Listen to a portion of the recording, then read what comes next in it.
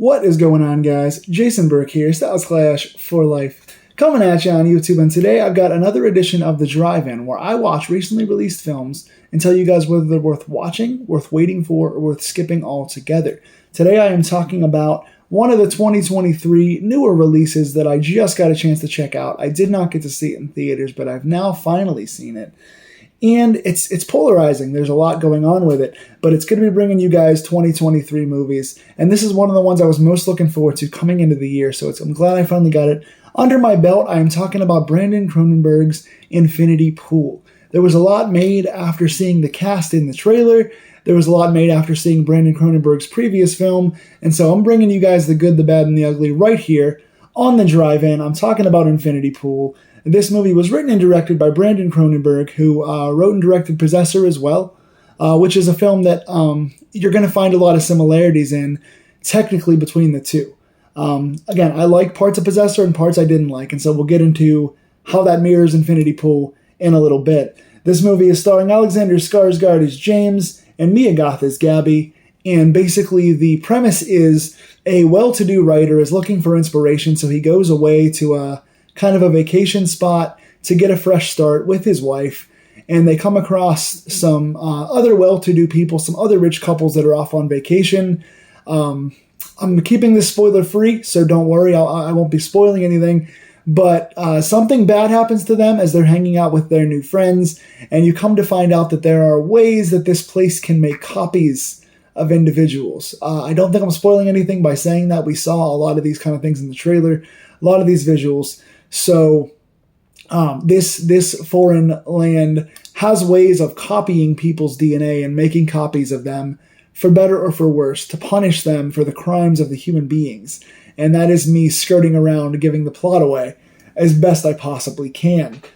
So right away I see a lot of similarities in Cronenberg's style, not just to Possessor, but to Brandon Cronenberg's dad, the great David Cronenberg, who made a ton of really good 70s and 80s horror, known for his body horror, known for his sci-fi horror, and Brandon Cronenberg is following right in those footsteps. So right away, you're going to get some sci-fi stuff, you're going to get some over-the-top stuff, you're going to get some trippy, weird visuals, you're going to get a mishmash of character descent into madness, along with the visuals of the madness on screen. You're going to get some long, drawn-out scenes, you're going to feel like you're part of a fever dream.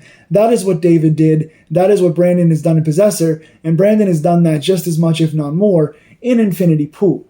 First things first, I will say the shots in this movie are purposefully unsettling. The way they use the camera is great. There are shots that are lined up where you're meant to see something in the background but not quite know what it is, or you're meant to wait to expect something in the background, or the shots are lined up a little bit off kilter, like upside down, or the shots are panning up instead of panning down, or the shots are a little bit off of the rule of thirds, so you've got the face a little bit further over from the center of the screen, so to speak, and it just is it's making you really drawn into what is on the screen. It's a nice, unique way of making you feel a little unsettled and wondering what's going to pop up behind you. Even when something doesn't, you're drawn to the visual. This is not the kind of movie you can really look away at your phone or be doing something while this is on in the background. You're going to be kind of drawn into it, which it needs to be, because the film itself can be a bit confusing at times, so you've got to pay attention or it's going to lose you pretty easily. And I think the visual really aids that tension and makes you kind of wonder what's going on, even when nothing's going on. So good props to the unique use of shots and camera in this movie. Location is a big positive for me as well. This island that these rich people go to kind of hang out, whether it's the nice big ritzy condos or houses they're staying at, where there's a lot of space and a lot of room, just very nice backgrounds. The lighting is very nice. The beach they go to in certain scenes is just beautiful. They're looking out windows and seeing these landscapes and seeing these beautiful bodies of water. It gives you a sense of, again, you're out into the open world, but you're also kind of trapped because you're on an island. So you really can't, if you don't like the way things start to go for you, you really can't get anywhere unless you try to leave altogether. So I always talk about the importance of feeling claustrophobic, and it's even more unique when you can feel claustrophobic in a big, gigantic island, but they do that here pretty well, because a lot of the background actors are used well in terms of the unsettling nature of it. So I'm going to add that to my pluses. I didn't write it down, but I like how the background actors always have something going on their faces. There's a lot of shots where they're panning around the different people, or they're showing wide shots of like groups of people, and even the background actors who have no direct effect on the movie. You're like, oh, they look like they're up to something. They seem to know a secret that we don't know. And again, it draws you into the visual on screen. It makes it hard to distract you from watching the movie, and that is what filmmakers like. So it's a big positive. The premise, I thought, was really well done here. And again, I can't get too much into the premise without spoiling what it is. For those of you guys that have not seen it, it's been out for a few months now, so check it out if you can. But the premise essentially, again, talks about body doubles, talks about cloning, talks about punishment for your sins, talks about how you handle seeing really dark and macabre things, how dark images affect you. One character in particular is disgusted and grossed out by these images. Another character happens to kind of fall for these images and like what they're seeing. So you're starting to see the personality differences happen through how they react to these really weird happenstances on screen. You start to see these things you shouldn't be accustomed to seeing. They're really counterculture and otherworldly, and some characters are freaked out and backed away. Some characters are really into this stuff, and that's what differentiates who the characters are in this movie. It's not a lot about personal dialogue and personal experiences. It's how they react to what's happening on this island that makes them different. And so you really get that.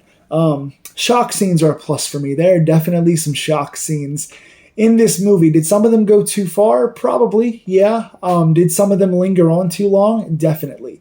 But love it or hate this movie, whether you like it, love it, or are in the middle of it, kind of like I am, it's not a forgettable movie. You're not going to forget that you've watched this one. Wherever I rank this at the end of the year, whether it winds up being in my top 10 or not, I'm not going to forget that I saw this movie. It's very, very interesting.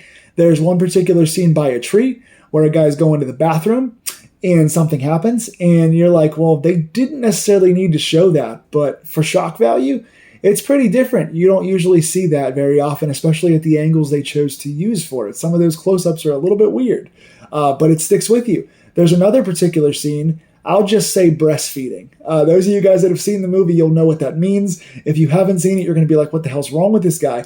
But there's a breastfeeding scene in the third act of this movie, and you're like, what in the hell is happening?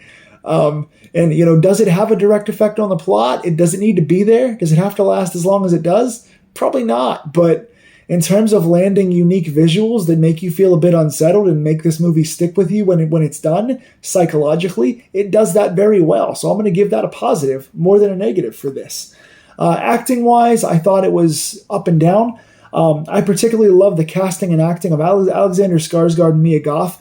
Mia Goth is the reason I watched this movie. I saw her in a few posters and trailers laying in a pool of blood, and I was like, yep, gonna check this one out. Alexander Skarsgård, of course, is becoming a staple of not just horror, but everything these days. And these two really do deliver mind-bending performances. I really like where Mia Goth's character goes in this, in the early kind of demure parts and in the really dark visual parts. I like what Mia Goth does, and Skarsgård is a nice balance to that. I think both those characters have to go on a bit of a journey, and if you can't follow those characters, you're going to be lost entirely in this. But I think Skarsgård and Goth do a great job in this.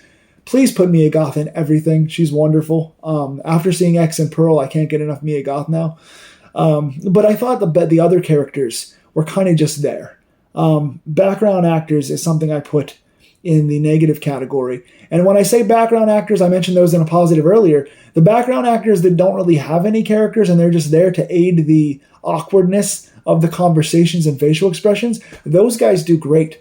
But the negative aspect of the background actors is that everyone, even the main cast really, aside from Goth and Skarsgård, nobody else stands out. Everyone else is just there. The wife character for Skarsgård, just kind of there. There's another character that's related to Mia Goth, just kind of there. They don't have much to do, and they don't do it terribly effectively. They're not bad actors. They don't do a bad job, but they're just kind of written to be extra pieces in the relationship and the visuals and the journey of Goth and Skarsgård. Again, they're just kind of not given a ton of meat on the bone. They're there to push the plot ahead in the early parts, and they're just kind of there as bodies in the middle to second half of the movie. So I think a lot of other actors are wasted in this, aside from your main two. Pacing and repetition is my biggest negative in this. This movie runs an hour and 57 minutes, and you'll call in my last review, I just did The Whale last week. You'll call that The Whale is the exact same runtime, and it didn't feel like it at all. I wanted more from The Whale. I wanted The Whale to go 2 hours and 15 minutes, which I never call for longer movies, but I wanted The Whale to go even longer. I wanted this to go half an hour shorter. This felt every bit of an hour and 57, if not longer, just because the pacing of these scenes went very long, and a lot of the stuff they do is repeating itself. You just see, like, there are sex scenes, there are visual scenes, there are the drug trippy acid scenes that just go on way too long, and they start to show you the same things over and over again. If you do a good visual kind of like trippy scene, it can really aid the tension of the movie. But if you do it for a long time and you're repeating visuals, there's really no reason for it to be on screen as long as it is. And I feel like they could have done the same scenes beat for beat and just cut one or two of them out and got the same effect. Once you kind of realize what's going on, once you get into the flow of the repetition of what's supposed to be happening, especially with Skarsgård's character, you don't need to see the same thing 4 times. You need it once, and then you need it a second time to kind of show the layers of descent, to show kind of mentally what this character's going through. He sells it on his face very well, and so you can really do these things in one-shot takes of close-ups of just, here's the action, here's Skarsgård. Wide of the action, close up on Skarsgård's facial reaction, insert shot of the face, and that's all you need. And they do it about 3 times too many in this movie. And again, when they get to the cool visuals, yes, they're cool and different, but they repeat them multiple times in this movie, and they go on way too long. So they're just there to kind of give you a headache and make you go, okay, we got it now. You're taking a cool thing and you're kind of overexposing it, which happens a lot in this movie. Overdone visuals goes along with that. They use the visual trope too much, and they use them to pad the scenes. You look at the scene and you go, okay, they've established what this scene's meant to be. It has a really good place here, but now it's going on for 6 minutes too long. So not only now does the movie feel like it's too long, but the middle act especially, once we get maybe 20 minutes in, we've kind of established what's going to happen. It starts to feel like a slow burn, and then we kind of get the big turn of what happens, and then it feels like a slow burn. And then we kind of get a character change and where the character's going, and then it feels like a slow burn. Everything in between the big beats feel like they're just stretching for time. I mean, this movie easily could have been an hour and a half. Shave a half an hour off this, and you could have gotten not the same effect, but a better effect in this for me. I don't really understand why these things were stretched the way they were. Because all the major beats of the story, like the point of the story and all the major character changes and kind of what's happening in this crazy rich person beach town are really cool. The story as a whole is really cool and different and fits Cronenberg's style. But Cronenberg inserting the visual style and inserting the scene length really just kind of hurts it for me. Hurts it a lot. Stretch scenes is another of my negatives, and it just goes along with what I just said for pacing, repetition, and overdone visuals and background actors. It all feels like it's wasted. So we're taking a really, really good movie here, a good premise, a good director, a good main cast, and everything else kind of feels muddled. Everything else feels stretched, feels repeated, feels overdone, feels laggy, and feels slow-paced in between these big beats. But because of how good the main actors are, because of how perfect the director fits the style, because of the cool premise, and because of the really kind of stunning, weird scenes that stick with you, I can't give this movie a bad grade. Again, if you're tuning in to watch Cronenberg and follow what he does, and you're tuning in for Skarsgård and Goth, and you're tuning in for a cool, unique sci-fi film, you're going to get that. It's just going to take a long time to get there, and it's going to feel like everything in between the big stuff is wasted. So because of those visuals and because of the fact that it sticks with me, I'm going to give this film a 6 out of 10. I could lean more toward a 5, but I'll give it a 6 because it's not a bad movie, and it has really good high points and really unique stuff that you're going to like. So tell me in the comments below if you've seen it. I give it a 6 out of 10. If you think it's higher or lower, please tell me where I'm right and wrong. Did you vibe with this? Do you like these kind of movies? And also, please like, share, and subscribe this video if you like these deep dives, and tell me what else I should be reviewing that is out. I just did The Whale, so if you want to see The Whale, go back and check that out from last week. I'm also doing a lot of Steelers stuff. If you guys like the Steelers, go check those out. And next week, I'll be doing Knock at the Cabin as well. So I've got Knock at the Cabin written out coming up soon. So watch The Whale, come back for Knock at the Cabin, and give me your thoughts on this one. Take care.